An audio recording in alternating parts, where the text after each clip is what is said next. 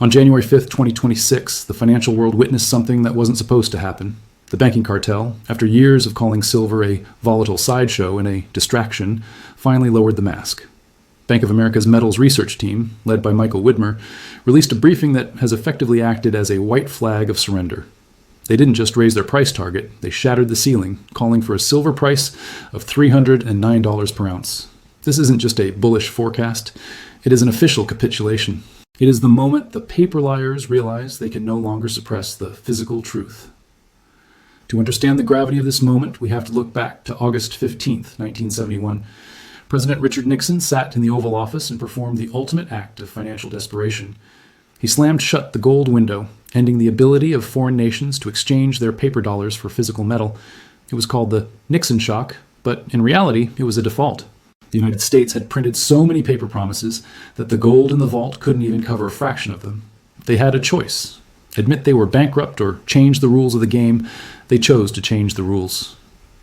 Boffe's report in January 26 is the modern Nixon Shock. By admitting that silver could reach $309, one of the primary pillars of the banking cartel is telling you that the paper system is broken beyond repair. They are signaling that the physical truth has become so powerful that even their billion-dollar algorithms can no longer hide it. The narrative math behind this admission is terrifying for the other 10 major bullion banks still trapped in their short positions. Boffa points to the gold to silver ratio, which currently sits near 60 to 1. In a world where gold is testing $5,000 an ounce, Boffé is looking at the historical extremes of the past. Moments of crisis where the ratio collapsed to 14 to 1 or even lower. Translate that into reality. For every 60 ounces of silver the market says is equal to 1 ounce of gold, the historical record says that during a true liquidity tsunami, it only takes 14. When you do that math against $5,000 gold, the price of silver doesn't just rise, it explodes into the triple digits. It reaches $309, not because the metal became more valuable, but because the paper dollar became worthless. Why is Boffé doing this now? Because they are front-running the inevitable. They know that the behavioral sink is reaching its limit. They can see the empty vaults in London. They can see the red zone supply routes in Latin America being severed. And they have decided that it is better to be the first bank to tell the truth than the last bank to go bankrupt. By issuing this target, Boffé has effectively broken the code of silence among the 11 major bullion banks.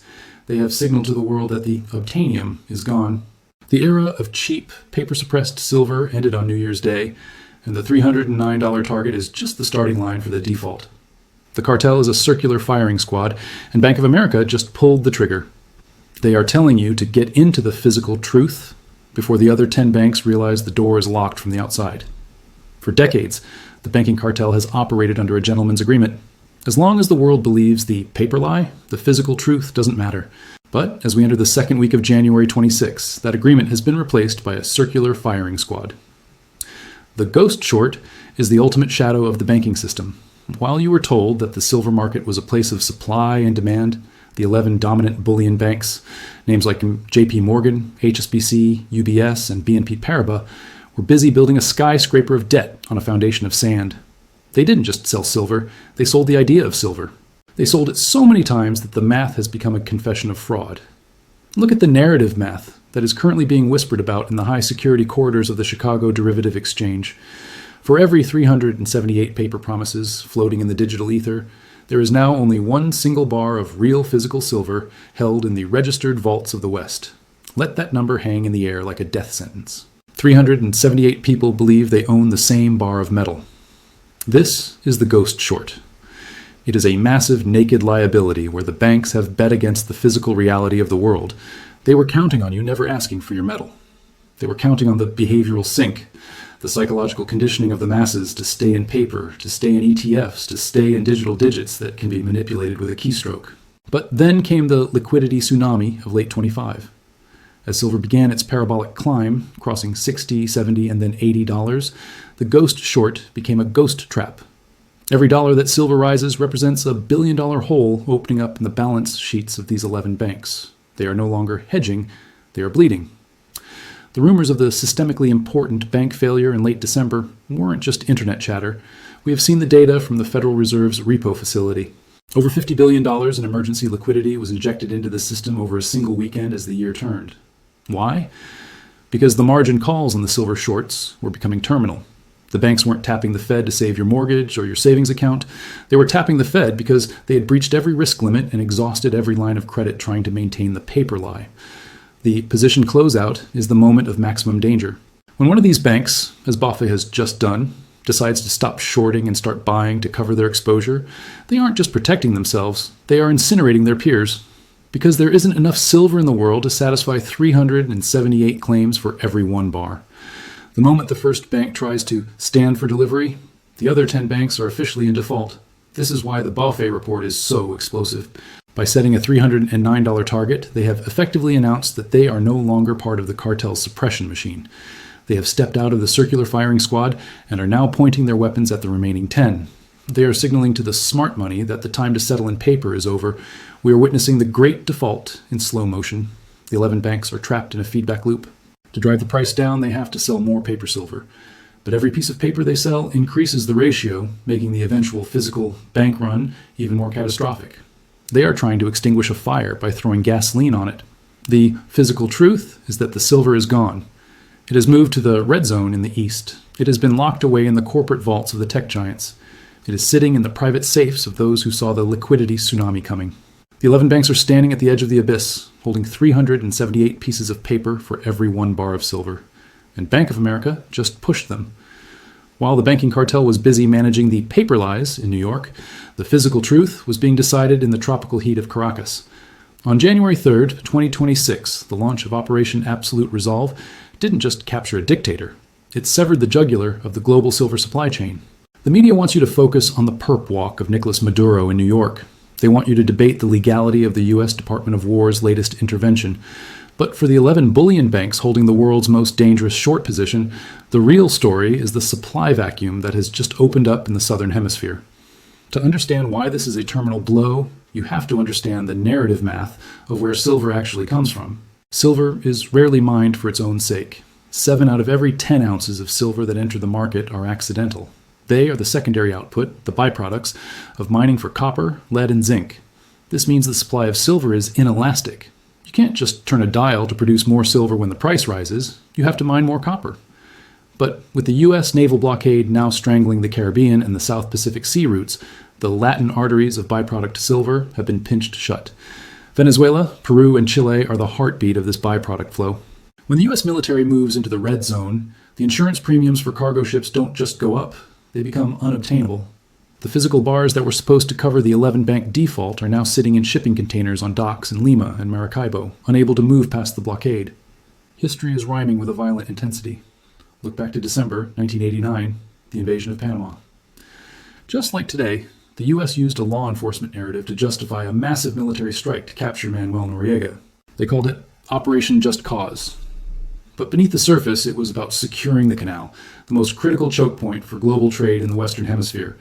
Today, the canal is the entire Latin American mineral belt. By capturing Maduro and declaring that the United States will run Venezuela until the transition is complete, the state has effectively declared a Monroe Doctrine over the world's byproduct silver. They aren't just taking the oil, they are seizing the logistics of the obtainium.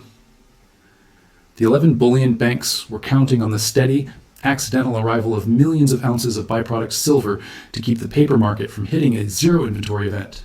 They needed that metal to feed the industrial giants and the hungry vaults of the LBMA.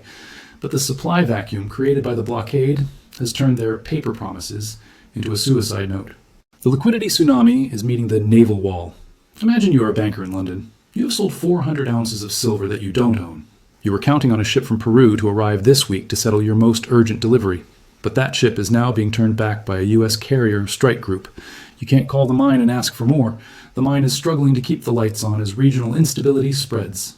You're left holding a piece of paper in a room where the physical metal has been declared a national security asset. The behavioral sink is now working against the state itself. By disrupting the supply routes to save the energy sector, the U.S. has accidentally detonated the silver market. The byproduct flow, the silent engine of the silver market, has stalled. And as every day of the blockade passes, the 11 banks move closer to a formal declaration of force majeure. The physical truth is that you cannot fight a war and maintain a fractional reserve precious metals market at the same time. One of them has to break. And with Buffett already calling for $309, it's clear which one they think is going first. For decades, the banking cartel relied on a singular, undisputed flow of physical metal to keep the paper lie alive, the East to West pipeline. They treated China as a giant, bottomless refinery that would always be willing to exchange its physical silver for Western paper. But on January 1st, 2026, the Great Silver Wall was officially erected, and the pipeline didn't just leak, it was cut.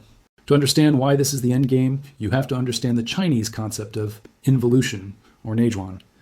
It's a term for ruinous competition where companies work harder and harder, undercutting each other's prices until everyone is losing money and the state's resources are being drained for nothing.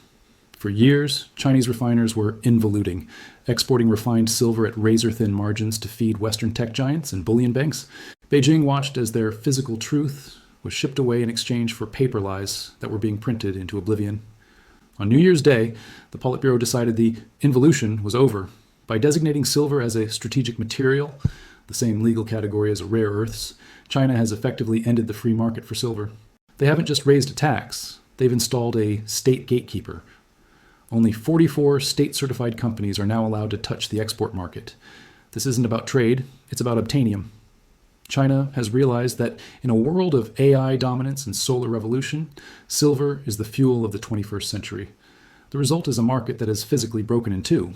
As we sit here in January 26, the physical truth in the East has decoupled from the paper lie in the West. On the Shanghai Gold Exchange, silver is trading at a premium of nearly $10 above the price in London and New York. Think about that. For every single ounce of silver, the Eastern buyer is paying $10 more than the Western ticker says it's worth. This $10 gap is the sound of the Western banking system's heart stopping. In the old world, the cartel would use arbitrage to close that gap. They would buy the cheap silver in the West and ship it to the East to pocket the profit. But you cannot arbitrage a wall. With the export ban in place, the silver can flow into China, but it can never come out. The Shanghai Premium is a price magnet that is sucking every available ounce of physical metal out of the global market and locking it behind the Great Silver Wall. The 11 bullion banks are now trapped in a room with no exits. They were counting on Chinese refined silver to arrive in London to replenish the bleeding vaults of the LBMA.